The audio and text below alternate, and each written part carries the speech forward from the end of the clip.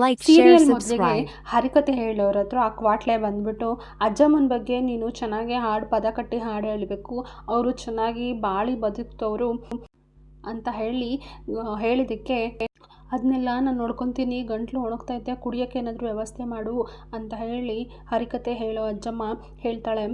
ಇನ್ನು ಹರಿಕತೆ ಹೇಳೋರು ಪದ ಕಟ್ಟಿ ಹಾಡು ಹೇಳ್ತಾ ಇದ್ದಾರೆ. ಭದ್ರನು ಚಟ ಕಟ್ಟೋರ ಹತ್ರ ಬಂದ್ಬಿಟ್ಟು ಚಟ ಕಟ್ಟೋದು ಹೇಗಿರಬೇಕು ಅಂತ ಹೇಳಿದ್ರೆ, ಅದು ಹಳ್ಳಿನಲ್ಲೂ ಯಾರು ಕಟ್ಟಿರಬಾರ್ದು, ಯಾರು ಮಾಡಿರಬಾರ್ದು, ಆ ರೀತಿ ಅಲಂಕಾರ ಮಾಡಿ ಮೆರವಣಿಗೆನಲ್ಲಿ ಪಲ್ಲಕ್ಕಿ ಎತ್ಕೊಂಡು ಹೋಗ್ತಾರೆ ನೋಡು, ಆ ರೀತಿ ನೀವು ಅಲಂಕಾರ ಮಾಡಬೇಕು ಅಂತ ಹೇಳಿ ಭದ್ರ ಇವ್ರಿಗೆ ಸಜೆಷನ್ ಕೊಡ್ತಾನೆ. ಯಾಕೆ ಅಂದರೆ ಅಮ್ಮಮ್ಮಂಗೆ ಇದೆಲ್ಲ ಕೊನೆಯ ಆಸೆ ಆಗಿತ್ತು ಆಯಿತಾ ಅಂತ ಹೇಳಿ ಕೆಲಸದವ್ರಿಗೆ ಹೇಳ್ತಾನೆ. ಇನ್ನು ಕ್ವಾಟ್ಲೆ ಅಡುಗೆ ಮಾಡೋರ ಹತ್ರ ಬಂದ್ಬಿಟ್ಟು ಊರವ್ರಿಗೆಲ್ಲ ಹೊಟ್ಟೆ ತುಂಬ ಊಟ ಹಾಕಿಸ್ಬೇಕು, ಅದೇ ಕೊನೆ ಆಸೆ ಅಂತ ಅಜ್ಜಮ್ಮ ಹೇಳ್ಬಿಟ್ಟವ್ರೆ. ಎಲ್ಲರೂ ತುಂಬ ತೃಪ್ತಿಯಾಗಿ ಊಟ ಮಾಡ್ಕೊಂಡು ಹೋಗ್ಬೇಕು, ಅದೇನು ಬೇಕಳು ಈಗಲೇ ತರಿಸ್ಕೊಟ್ಬಿಡ್ತೀನಿ, ಚೆನ್ನಾಗಿ ಮಾಡು ಅಡುಗೆನ ಅಂತ ಹೇಳಿ ಭಟ್ರ ಹತ್ರ ಕ್ವಾಟ್ಲೆ ಬಂದು ಹೇಳ್ತಾನೆ. ಇನ್ನು ಸಾವಿತ್ರಿ ಮತ್ತು ವಿನಂತಿ ಇಬ್ಬರು ಸಹ ಅಜ್ಜಮ್ಮನ ಮುಂದೆ ಕೂತ್ಕೊಂಡು ಗೋಳಾಡ್ತಿರ್ತಾರೆ. ಗುಂಡ್ಗಳಿದೆಯಲ್ಲ ಅಜ್ಜಮ್ಮ, ಏನಕ್ಕೆ ಹಿಂಗಾಗೋಯ್ತು, ಏನಾಯಿತು ನಿನಗೆ ಅಂತ ಹೇಳಿ ಗೋಳಾಡ್ತಿರ್ತಾರೆ. ಇನ್ನು ಊರವರೆಲ್ಲ ಹೆಂಗಸರೆಲ್ಲ ಬಂದು ಒಬ್ಬರೊಬ್ಬರೇ ಬಂದು ಎಲ್ಲರೂ ಸಹ ಹಾರ ಹಾಕಿ ಹೋಗ್ತಿರ್ತಾರೆ. ಅಜ್ಜಮ್ಮ ಸಡನ್ನಾಗಿ ಎದ್ದು ಕ್ವಾಟ್ಲೆ ಪಕ್ಕ ನಿಂತಿರ್ತಾನಲ್ಲ ಅವನಿಗೆ ಕೈನ ಅಲ್ಲಾಡಿಸ್ತಾಳೆ. ಕ್ವಾಟ್ಲೆ ಭಯಪಟ್ಟವನಂಗೆ ಹಿಂದೆ ತಿರುಗಿ ನೋಡ್ತಾನೆ. ಅಜ್ಜಮ್ಮ ಕಣ್ಬಿಟ್ಟು ಎಲ್ಲಾರನ್ನೂ ನೋಡ್ತಿದ್ದಾಳೆ. ಇದೆಲ್ಲ ನಡೆಸ್ತಾ ಇರೋದು ಅಜ್ಜಮ್ಮ ನಾಟಕ. ಹಿಂದಿನ ದಿನ ರಾತ್ರಿ ಇಬ್ಬರು ಸಹ ವಿದ್ಯಾ ಮತ್ತು ಭದ್ರನ ಬಗ್ಗೆನೇ ಕ್ವಾಟ್ಲೆ ಮತ್ತು ಅಜ್ಜಮ್ಮ ಮಾತಾಡ್ತಿರೋದನ್ನ ತೋರಿಸ್ತಾರೆ. ನೀನು ಸತ್ತರೆ ಅವರಿಬ್ಬರು ಒಂದಾಗೋ ಚಾನ್ಸಸ್ ಇದೆ, ನಿನ್ನ ಕೊನೆ ಆಸೆ ಅದೇ ಅಂತ, ಆದರೂ ಅವರು ಒಂದಾಗ್ತಾರೆ ನೋಡು ಅಜ್ಜಮ್ಮ ಅಂತ ಹೇಳಿ ಅಜ್ಜಮ್ಮನಿಗೆ ಕ್ವಾಟ್ಲೆ ಐಡಿಯಾ ಕೊಡ್ತಾನೆ. ಆದರೂ ನೀನು ಇದ್ದಂಗಿದ್ಯಾ, ಹೆಂಗೆ ಸಾಯ್ತೀಯ ಬಿಡು ಅಂತ ಹೇಳಿನೂ ಸಹ ಅಜ್ಜಮ್ಮಂಗೆ ಹೇಳ್ತಾನೆ ಕ್ವಾಟ್ಲೆ. ಅಜ್ಜಮ್ಮ ಹಂಗೆ ನಿಂತ್ಕೊಂಡಿರ್ತಾಳೆ. ಅದಕ್ಕೆ ಕ್ವಾಟ್ಲೆ ಯಾಕೆ ಅಜ್ಜಮ್ಮ ಹಂಗೆ ನಿಂತ್ಕೊಬಿಟ್ಟೆ ಅಂತ ಹೇಳಿ ಕೇಳ್ತಾನೆ. ಅದಕ್ಕೆ ಅಜ್ಜಮ್ಮ, ನಾನು ಸತ್ತರೆ ಅವರಿಬ್ಬರು ಒಂದಾಗ್ತಾರೆ ಅಂತ ಹೇಳಿದ್ರೆ ನಾನು ಸತ್ತೇ ಅವ್ರನ್ನ ಒಂದು ಮಾಡ್ತೀನಿ ಅಜ್ಜಮ್ಮ ಕ್ವಾಟ್ಲೆ ಹತ್ರ ಹೇಳ್ತಾಳೆ.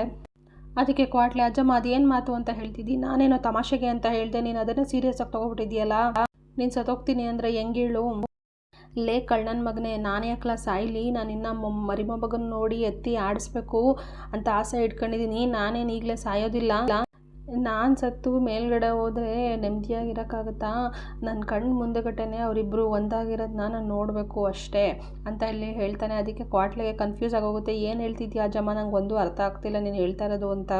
ಅದೇ ಸಾವನ್ನ ನಾವು ತಮಾಷೆ ಮಾಡ್ಕೊಬಿಟ್ರೆ ಹೆಂಗೆ ಅಂತ ಹೇಳಿ ಅಜ್ಜಮ್ಮ ಹೊಸ ಐಡಿಯಾ ಕೊಡ್ತಾಳೆ. ಆದರೂ ಸಹ ಕ್ವಾಟ್ಲೆಗೆ ಅದು ಅರ್ಥ ಆಗಲ್ಲ. ನೋಡು, ನನ್ನ ಮೊಮ್ಮಕ್ಕಳಿಬ್ಬರು ಒಂದಾಗ್ತಾರೆ ಅಂತ ಹೇಳಿದ್ರೆ ನಾನು ಏನು ಮಾಡೋದಕ್ಕೂ ಸಿದ್ಧ, ಅಂಥದ್ರಲ್ಲಿ ಸತ್ತಂಗೆ ನಾಟಕ ಆಡೋಕ್ಕಾಗೋದಿಲ್ವ ನನ್ನ ಕೈನಲ್ಲಿ. ಅದಕ್ಕೆ ಅಜ್ಜಮ್ಮ ಹೇಳ್ತಾಳೆ, ನಾನು ಸತ್ತೋಗಿದ್ದೀನಿ ಅಂತ ಡಾಕ್ಟ್ರನ್ನ ಕರ್ಕೊಂಡು ಬಂದು ಅವ್ರ ಕೈಲಿ ಸುಳ್ಳು ಹೇಳಿಸ್ಬಿಡು ಅಂತ ಹೇಳಿ ಅಜ್ಜಮ್ಮ ಕ್ವಾಟ್ಲೆಗೆ ಹೇಳ್ತಾಳೆ. ಅದಾದಮೇಲೆ ಏನೇನೆಲ್ಲ ಮಾಡಬೇಕು ಅಂತನೂ ಅಜ್ಜಮ್ಮನಿಗೆ ಕ್ವಾಟ್ಲೆಗೆ ಅಜ್ಜಮ್ಮ ಎಲ್ಲನೂ ತಿಳಿಸ್ಕೊಡ್ತಾಳೆ. ಅದೇ ರೀತಿ ಕ್ವಾಟ್ಲೆನೂ ಸಹ ಡಾಕ್ಟರ್ನ ಕರ್ಕೊಂಡು ಬಂದುಬಿಟ್ಟು ಸುಳ್ಳು ಹೇಳಿಸ್ಬಿಡ್ತಾನೆ. ಇನ್ನು ಕ್ವಾಟ್ಲೆದು ನಾಟಕ ಸ್ಟಾರ್ಟ್ ಆಗಿದೆ. ಅಜ್ಜಮ್ಮನ ಹತ್ರ ಹೋಗ್ಬಿಟ್ಟು ಅವಳು ಮಾತಾಡಿಸ್ಬೇಕು ಅಂತ ಹೇಳಿ, ನಿನ್ನೆವರೆಗೂ ಚೆನ್ನಾಗಿದ್ದಲ್ಲ ಅಜ್ಜಮ್ಮ, ಏನಾಗೋಯ್ತು ನಿನಗೆ ಅಂತ ಹೇಳಿ ಹತ್ರ ಹೋಗ್ಬಿಟ್ಟು ಅವಳ ಮಾತನ್ನು ಕೇಳಿಸ್ಕೊತಾನೆ.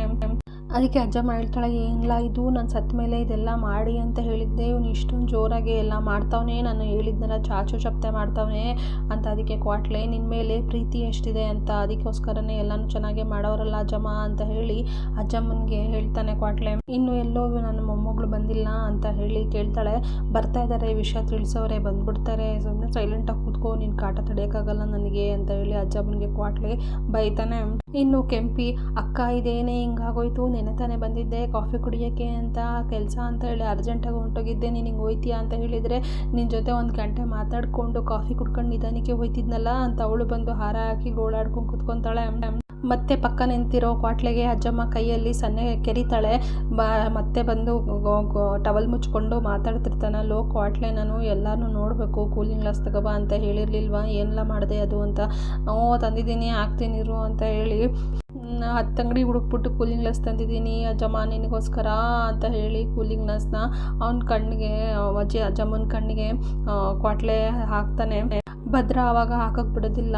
ಅದಕ್ಕೆ ಕ್ವಾಟ್ಲೆ ಕೊಡೆ ಆಸೆನ ಹೆಂಗೆ ಬಿಡೋಕ್ಕಾಗುತ್ತೆ. ಅಜ್ಜಮ್ಮ ನನ್ನ ಹತ್ರ ಕೊನೆ ಆಸೆ ಅಂತ ಹೇಳಿದ್ಲು, ನಾನು ಹಾಕ್ತೀನಿ ಅಂತ ಹೇಳಿ ಕ್ವಾಟ್ಲೆ ಹಾಕ್ತಾನೆ. ಇನ್ನು ಅಜ್ಜಮ್ಮ ಕಣ್ಣು ಬಿಟ್ಬಿಟ್ಟು ಏನೇನೆಲ್ಲ ನಡೀತದೆ ಅನ್ನೋದನ್ನೆಲ್ಲ ನಾನು ನೋಡ್ಬೋದು ಆರಾಮಾಗಿ ಅಂತ ಹೇಳಿ ಖುಷಿ ಪಡ್ತಾಳೆ. ಎಲ್ಲರೂ ಸಹ ಅಳೋದನ್ನ ನೋಡ್ತಿರ್ತಾಳೆ. ಎಲ್ಲರೂ ನಿಜವಾಗ್ಲೂ ಮನ್ಸಾರೆ ಅಳ್ತಾವ್ರೆ. ಆದರೆ ಈಶ್ವರಿ ಮಾತ್ರ ಒಳಗಡೆನೆ ಅಳ್ತಾವಳ ನಗ್ತಾವಳ ಒಂದು ಗೊತ್ತಾಯ್ತಾ ಇಲ್ಲ. ಅವಳಿಗೆ ತುಂಬ ಖುಷಿಯಾಗಿರುತ್ತೇನೋ ಅಂತ ಹೇಳಿ ಅಜ್ಜಮ್ಮ ಅನ್ಕೊಂಡು ಮತ್ತೆ ಅಜ್ಜಮ್ಮ ನಿಂತಿರ್ತಾನಲ್ಲ ಕ್ವಾಟ್ಲೆ, ಅವನಿಗೆ ಮತ್ತೆ ಕೈನಲ್ಲಿ ಹೊಡಿತಾಳೆ. ಕ್ವಾಟ್ಲೆ, ನಾನು ಕತ್ತಲಿರೋ ಹಾರನೆಲ್ಲ ತೆಗ್ದಾಕೋ ಫಸ್ಟು, ನನಗೆ ತಡ್ಕೊಳಕೈತಲ್ಲ ಭಾರ, ಹೆಣದ ಭಾರ ಆಗೈತೆ, ಹೆಣ ಭಾರ ಅಂತಾರೆ, ಆದರೆ ಹಾರನೇ ನನಗೆ ಭಾರ ಆಗ್ತೈತೆ ತೆಗ್ದಾಕ್ಲೆ, ಮತ್ತು ಯಾರೇ ಬಂದರೂ ಹಾರ ಹಾಕಕ್ಕೆ ಬಿಡ್ಬೇಕಣ್ಣ ಅಂತ ಹೇಳಿ ಹೇಳ್ತಾನೆ. ಅವನು ಒಂದೊಂದೇ ಸರಿ ಆಯಿತು ಅಂತ ಹೇಳಿ ತೆಗ್ದಾಕ್ತಾನೆ. ಈಗ ನೋಡಿದ್ರೆ ಹಾರದ ಭಾರ ಎಲ್ಲ ಓದ್ಕೊಂಡಿದ್ಯಾ ಅಜ್ಜಮ್ಮ ಅಂತ ಗೋಳಾಡ್ಕೊಂಡು ಎಲ್ಲ ಹಾರನ್ನು ತೆಗ್ದಾಕ್ತಾನೆ. ಮತ್ತು ಯಾರೋ ಹಾರ ಹಾಕಕ್ಕೆ ಬರ್ತಾರೆ, ಅವರು ಅವ್ರಿಗೆ ಬಂದವ್ರಿಗೆ ಕ್ವಾಟ್ಲೆ ಅವ್ರ ಪಾದಕ್ಕೆ ಅರ್ಪಿಸ್ಬಿಡಿ ಅಣ್ಣ ಅಂತ ಹೇಳಿ ಪಾದಕ್ಕೆ ಇಡೋಕ್ಕೆ ಹೇಳ್ತಾನೆ. ಮತ್ತು ಶಿವರಾಮೇಗೌಡನು ಸಹ ಗೋಳಾಡ್ತಿರ್ತಾನೆ, ಯಾಕವ್ವ ಹಿಂಗೆ ಹೋಗ್ಬಿಟ್ಟೆ ಅಂತ ಹೇಳಿ. ಅದಕ್ಕೆ ಅಜ್ಜಮ್ಮಂಗೆ ಕಣ್ಣಲ್ಲಿ ನೀರು ಬಂದುಬಿಡುತ್ತೆ, ನೀನು ಹಿಂಗೆಲ್ಲ ಗೋಳಾಡ್ತಿದ್ದೆ, ನಂಗೆ ತಡ್ಕೊಳಕೈತೆ ಇಲ್ಲ, ಕಣ್ಣಲ್ಲಿ ನೀರು ಬರೋಂಗೈತೈತೆ ಅಂತ ಹೇಳಿ ಅಜ್ಜಮ್ಮ ಹೇಳ್ಕೊಂತಾಳೆ. ಅಟ್ಟಿಯವರೆಲ್ಲರೂ ಸಹ ಗೋಳಾಡ್ತಾ ಇರ್ತಾರೆ. ಆದರೆ ಈಶ್ವರಿ ಮಾತ್ರ ಏನು ಮಾಡ್ತಾ ಇರಲ್ಲ, ಸುಮ್ಮನೆ ಕೂತಿರ್ತಾಳೆ. ಬೆಳಗಾಗಿ ಎದ್ದರೆ ನನ್ನ ಕೈಯಲ್ಲಿ ಬೈಸ್ಕೊತಿದ್ದಿದ್ದು ನನ್ನ ಮಗಳೇ ಅಳ್ತಾಳೆ, ಆದರೆ ಈಶ್ವರಿ ಮಾತ್ರ ಸುಮ್ಮನೆ ಕೂತವಳೆ ಅಂತ ಅಜ್ಜಮ್ಮ ಮನ್ಸಲ್ಲಿ ಅಂದ್ಕೊತಾಳೆ. ಇನ್ನು ವಿದ್ಯಾ ಎಂಟ್ರಿ ಆಯಿತು. ವಿದ್ಯಾ ಹೊರಗಡೆ ಹಾಕಿರೋ ಅಂಥ ಬೆಂಕಿ ಹೊಗೆನ ಮತ್ತು ಅಲ್ಲೆಲ್ಲ ಆಡೋರನ್ನ ಚಟ್ಟ ಕಟ್ಟೋರನ್ನ ಎಲ್ಲನೂ ನೋಡಿಕೊಂಡು ಅಲ್ಲಿಂದನೇ ಹತ್ಕೊಂಡು ಓಡಿ ಬರ್ತಾಳೆ. ಅಜ್ಜಮ್ಮ, ನೆನ್ನೆ ಆಟೋದೆಲ್ಲ ಮಾತಾಡಿದೆ, ಯಾವಾಗಲೂ ನಿನ್ನ ಜೊತೆನೇ ಇರ್ತೀನಿ, ನಿನ್ನ ಕೈ ಬಿಡಲ್ಲ ಅಂತೆಲ್ಲ ಹೇಳ್ದಲ್ಲ ಅಜ್ಜಮ್ಮ, ಯಾಕೆ ಹೀಗೆ ಮಾಡಿಬಿಟ್ಟೆ ಅಜ್ಜಮ್ಮ ಅಂತ ಹೇಳಿ ಕಾಲತ್ರ ಹಿಡ್ಕೊಂಡು ಗೋಳಾಡ್ತಿದ್ದಾಳೆ. ಹೊಟ್ಟೆನಲ್ಲಿ ಮರಿ ಮೊಮ್ಮಗನ್ನ ಇಟ್ಕೊಂಡು ನೋಡ್ದಲ್ಲೇ ಹೊಂಟೋಗ್ಬಿಟ್ಟಲ್ಲ ಅಜ್ಜಮ್ಮ ಅಂತ ಒಂದೇ ಸಮ ಗೋಳಾಡ್ತಿದ್ದಾಳೆ. ಅಜ್ಜಮ್ಮಂಗೆ ಭಯ ಸ್ಟಾರ್ಟ್ ಆಯಿತು. ಮತ್ತೆ ಕ್ವಾಟ್ಲಿನ ಕರೆದ್ಬಿಟ್ಟು ಫಸ್ಟು ಅವಳನ್ನ ಅಲ್ಲಿಂದ ಎದೋಳಿಸು, ಅವಳು ಮುಂಚೆನೇ ಬುದ್ಧಿವಂತೆ, ಡಾಕ್ಟ್ರು ಬೇರೆ ಓದ್ತಾವಳೆ, ಕಾಲನ್ನೇ ಹಿಡ್ಕೊಂಡವಳೆ, ಕಾಲನ್ನು ನಾಡಿ ಮಿಡಿತ ಹಿಡಿದ್ಬಿಟ್ಟು ಬದುಕಿದ್ದಾಳೆ ಅಂತ ಹೇಳಿ ಹೇಳ್ಬಿಟ್ರೆ ಕಷ್ಟ ಆಗುತ್ತೆ, ಫಸ್ಟ್ ಅವಳನ್ನ ಅಲ್ಲಿಂದ ಎದೋಳಿಸು ಅಂತ ಹೇಳಿ ಕ್ವಾಟ್ಲೆಗೆ ಅಜ್ಜಮ್ಮ ಹೇಳ್ತಾಳೆ. ಅದಕ್ಕೆ ಆಮೇಲೆ ಶಿವರಾಮೇಗೌಡ ಗೋವಿಂದಗೆ ಹೇಳ್ತಾನೆ, ಊರಲ್ಲಿ ಎಲ್ಲ ವ್ಯವಸ್ಥೆ ಆಗಿದ್ಯಾ ವಿಚಾರಿಸು ಅಂತ ಹೇಳಿ. ಅವಳೆಲ್ಲ ಚಿಕ್ಕಪ್ಪ ಎಲ್ಲ ವ್ಯವಸ್ಥೆ ಮಾಡಿದ್ದಾರೆ ಅಣ್ಣ ಅಂತ ಹೇಳಿ ಗೋವಿಂದ ಶಿವರಾಮೇಗೌಡಂಗೆ ಹೇಳ್ತಾನೆ. ಮತ್ತು ಕಾಲೆಲ್ಲ ಅಲ್ಲಾಡಿಸಿ ವಿದ್ಯಾ ಅಜ್ಜಮ್ಮನ ಹತ್ರ ಇನ್ನೂ ಗೋಳಾಡ್ತಾನೆ ಇರ್ತಾಳೆ. ಅದಕ್ಕೆ ಕ್ವಾಟ್ಲೆ ಬಂದ್ಬಿಟ್ಟು, ನೀನು ಅದಕ್ಕಮ್ಮ ನೀನು ಈ ಟೈಮಲ್ಲೆಲ್ಲ ಅಳಬಾರ್ದು, ಈ ಥರ ಎಲ್ಲ ಕೂತ್ಕೊಳ್ಳಿ ಅದಕ್ಕೆಮ್ಮ ಅಂತ ಹೇಳಿ ಹೇಳ್ತಾಳೆ. ಚಂಪಾ ಕರ್ಕೊಂಡೋಗು ಅದಕ್ಕೆನ ಅಂತ ಹೇಳಿ ಚಂಪನಿಗೂ ಸಹ ಹೇಳ್ತಾಳೆ. ಚಂಪಾ ಬಂದು ವಿದ್ಯೆನ ಕರ್ಕೊಂಡೋಗಿ ಕೂರಿಸ್ತಾಳೆ. ಇನ್ನು ವಿನಂತಿ ಸಾವಿತ್ರಿ ಹತ್ರ, ಏನೋವ ಇದು, ನಮಗೂ ಆಸ್ತಿ ಕೊಟ್ಟು ಬದುಕಕ್ಕೆ ದಾರಿ ಮಾಡಿಕೊಡು ಅಂತ ಕೇಳ್ತೀನಿ ಅಂದ್ಕೊಂಡಿದ್ದೆ, ಇದೇನು ಹಿಂಗಾಗೋಯ್ತಲ್ಲ ಅಂತ ಹೇಳಿ ವಿನಂತಿ ಸಾವಿತ್ರಿ ಹತ್ರ ಹೇಳ್ತಾಳೆ. ಇವಾಗ ಒಂದು ಸ್ಕೆಚ್ ಹಾಕಿದ್ದಾರೆ, ಅಮ್ಮ ಬದುಕಿದಾಗ ಏನೇನೆಲ್ಲ ಮಾಡಿಸ್ಕೊಳಕ್ಕಾಗಲಿಲ್ವೋ ಈಗ ಹೆಣ ಇಟ್ಕೊಂಡು ಅವನ್ನೆಲ್ಲ ಮಾಡಿಸ್ಕೊತೀನಿ ನೋಡ್ತಾ ಇರು ಅಂತ ಹೇಳಿ ವಿನಂತಿ ಸಾವಿತ್ರಿ ಇಬ್ಬರು ಸಹ ಸ್ಕೆಚ್ ಹಾಕ್ತಾರೆ. ಬಂದು ಕಾಲತ್ರ ಇಟ್ಟು ಕೂತ್ಕೊಂಡು ಗೋಳಾಡ್ತಾಳೆ. ಅವ್ವ ನನ್ನ ಬಿಟ್ಟು ಹೊಂಟೋದಲ್ಲೇ ನೀನು, ಅವ್ವ ಮಾತಾಡೆ ಅವ್ವ ಅಂತ ಹೇಳಿ ಗೋಳಾಡ್ತಾಳೆ. ಹೋದ ವಾರ ತಾನೇ ಕಣ್ಮಣಿ ಮದುವೆ ಆಯಿತು, ಇವಾಗಿರೋದು ವಿನಂತಿ ಒಬ್ಳೆ. ಶಿವರಾಮಂಗೆ ಹೇಳಿ ಒಳ್ಳೆ ಗಂಡು ನೋಡಿ ಅದ್ದೂರಿಯಾಗಿ ಮದುವೆ ಮಾಡಿಸ್ತೀನಿ ಅಂತ ಹೇಳಿದ್ದಲ್ಲೇ ಅವ್ವ, ನಿನ್ನ ಮೊಮ್ಮಗಳು ಮದುವೆ ನೋಡ್ಕೊಂಡು ಹೋಗ್ತೀನಿ ಅಂತಿದ್ದಲ್ಲೇ, ಈಗ ನೋಡಿದ್ರೆ ಹೇಳ್ದಲ್ಲೇ ಹೊಂಟೋದಲ್ಲೇ ಅವ್ವ ಅಂತ ಹೇಳಿ ಅಳ್ತಿದ್ದಾಳೆ ಸಾವಿತ್ರಿ. ಅರ್ಧ ಆಸ್ತಿ ಎಲ್ಲ ಕೊಟ್ಟು ಮದುವೆ ಮಾಡ್ತೀನಿ ಅಂತ ಹೇಳಿದ್ಯಲ್ಲೇ ಅವ್ವ ಅಂತ ಹೇಳಿ ಹೇಳ್ತಾಳೆ. ಅದಕ್ಕೆ ಎಲ್ಲ ಮನೆ ಹಾಳಿ, ನಾನು ಯಾವಾಗಲೇ ನಿನ್ನ ಹತ್ರ ಹಂಗೆಲ್ಲ ಹೇಳಿದ್ದೆ, ಹೇಳು ಅದೇನೇನು ಹೇಳ್ತೀವೋ ಎಲ್ಲನೂ ಹೇಳು ಅಂತ ಹೇಳಿ ಮನಸ್ಸಲ್ಲಿ ಅಜ್ಜಮ್ಮ ಅನ್ಕೊತಾಳೆ. ಇಲ್ಲಿಗೆ ಇವತ್ತಿನ ಸಂಚಿಕೆ ಮುಕ್ತಾಯವಾಗಿದೆ.